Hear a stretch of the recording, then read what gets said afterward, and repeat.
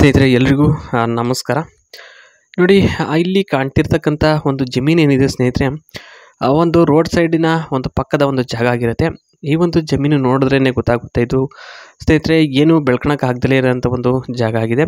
ಮತ್ತು ಜಾಗ ತುಂಬ ಚೆನ್ನಾಗಿದೆ. ರೋಡ್ ಸೈಡ್ ಆಗಿರೋದ್ರಿಂದ ಟಾರ್ ರೋಡ್ ಪಕ್ಕನೇ ಏನು ಯಾವುದೇ ರೀತಿ ವೆಹಿಕಲ್ ಬಂದರೂ ಇಲ್ಲಿ ನಿಲ್ಲಿಸ್ಬಿಟ್ಟು ಆರಾಮಾಗಿ ಹೋಗ್ಬೋದು. ಈ ಜಾಗನ ಏನಕ್ಕೆ ಮಾರಾಟ ಮಾಡ್ತಾ ಇದ್ದಾರೆ ಮತ್ತು ಈ ಜಾಗದ ಒಂದು ವಿಶೇಷತೆ ಏನು ಅಂತ ನಾನಿಲ್ಲಿ ಹೇಳ್ತಾ ಹೋಗ್ತೀನಿ. ನೋಡ್ಬೋದು, ಜಮೀನಿನ ಬಗ್ಗೆ ಇಲ್ಲಿ ವಿವರವನ್ನು ಕೊಟ್ಟಿದ್ದಾರೆ. ಗದ್ದೆ ತೋಟ ಮಾಡಬೇಕು ಅಂತ ಇದ್ದರೆ ಅವಕಾಶ ಹುಡುಕಿಕೊಂಡು ಮನೆ ಬಾಗಿಲಿಗೆ ಬಂದಿದೆ ಕಣ್ರು. ಸ್ವಂತ 1.5 ಜಮೀನಿದೆ, ಆದರೆ ಬರೀ ಗದ್ದೆ ಇದೆ ಅಷ್ಟೇ. ಏನು ಬೇಕಾದರೂ ಬೆಳಿಬೋದು ಈ ಒಂದು ಜಮೀನಲ್ಲಿ ಅಂತ ಹೇಳಿದ್ದಾರೆ.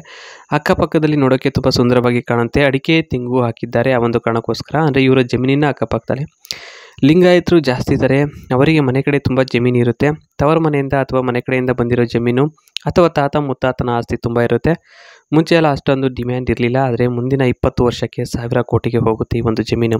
ಅಷ್ಟರ ಒಂದು ಮಟ್ಟಿಗೆ ಇಂಪ್ರೂವ್ ಆಗಲಿದೆ ಈ ಒಂದು ಜಾಗ ಅಂತ ಇಲ್ಲಿ ಹೇಳಿರ್ತಕ್ಕಂಥದ್ದು. ಮಾರಲು ಕಾರಣವೇನಪ್ಪ ಅಂದರೆ ಪ್ರಮುಖ ಕಾರಣಗಳು ಇಲ್ಲಿ ಹೇಳಿರ್ತಕ್ಕಂಥದ್ದು. ಅದರಲ್ಲಿ ಮೊದಲನೇದಾಗಿ ಸಂಸಾರದಲ್ಲಿ ಏರುಪೇರು ಆಗುತ್ತೆ. ಅದಕ್ಕೆಲ್ಲ ಅಶಾಂತಿಯನ್ನು ತಂದುಕೊಳ್ಳೋಕೆ ಯಾರು ಏನು ತಡ್ರಲ್ಲ. ಈಗಿನ ಕಾಲದಲ್ಲಿ ಅವೆಲ್ಲ ಸರ್ವೇ ಸಾಮಾನ್ಯ ಆಗಿದೆ. ತೆಗೆದುಕೊಳ್ಳುವಾಗ ಯಾವುದೇ ಜಾಗ ಆಗಿರಲಿ ಅಥವಾ ಏನೇ ವಸ್ತು ಆಗಿರಲಿ ಅದರ ಬಗ್ಗೆ ಸ್ವಲ್ಪನಾದರೂ ತಿಳುವಳಿಕೆ ಇರಬೇಕು. ಯಾಕೆಂತಂದರೆ ಇಲ್ಲ ಮಾರುವಂಥ ಒಂದು ಸಾಧ್ಯತೆ ಇರುತ್ತೆ. ಅದಕ್ಕೋಸ್ಕರ ನಮ್ಮ ಮೂರನೇದು ಬಂದ್ಬಿಟ್ಟು ಜಮೀನು JCBಯಿಂದ ಪೂರ್ತಿ ಪ್ರಮಾಣದಲ್ಲಿ ಎಲ್ಲ ಸ್ವಚ್ಛಗೊಳಿಸಿ ಆಗಿದೆ. ಇನ್ನೇನಿದ್ದರೂ ಕೊಡೋದು ತಗೊಳ್ಳೋದು ಬಾಕಿ ಅಷ್ಟೇ. ಅದು ಬಿಟ್ಟರೆ ಬೇರೆ ಏನೂ ಸಮಸ್ಯೆ ಇಲ್ಲ ಕಣ್ರಿ. ಇದ್ದಿದ್ದರೆ ಅದನ್ನು ಮಾರಲು ಸಹ ಇಷ್ಟಪಡ್ತಿರಲಿಲ್ಲ. ಮೊದಲು ಸರಿ ಮಾಡಬೇಕು, ನಂತರ ಮಾರಬೇಕು ಅಂತಕ್ಕಂಥದ್ದೇ ಇವರ ಒಂದು ಧ್ಯೇಯ ಆಗಿರುತ್ತೆ. ಆ ಒಂದು ಕಾರಣಕ್ಕೋಸ್ಕರ ಈ ಒಂದು ಜಮೀನನ್ನ ಮಾರಾಟಕ್ಕೆ ಇಟ್ಟಿದ್ದಾರೆ ಸ್ನೇಹಿತರೆ. ಆಸಕ್ತಿ ಇರೋರು ಖಂಡಿತವಾಗಿಯೂ ಈ ಒಂದು ಜಮೀನನ್ನ ತಗೋಬೋದು ಅಂತ ನಾನಿಲ್ಲಿ ಹೇಳೋದಕ್ಕೆ ಇಷ್ಟಪಡ್ತೀನಿ. ಓಕೆ, ಬಾಯ್.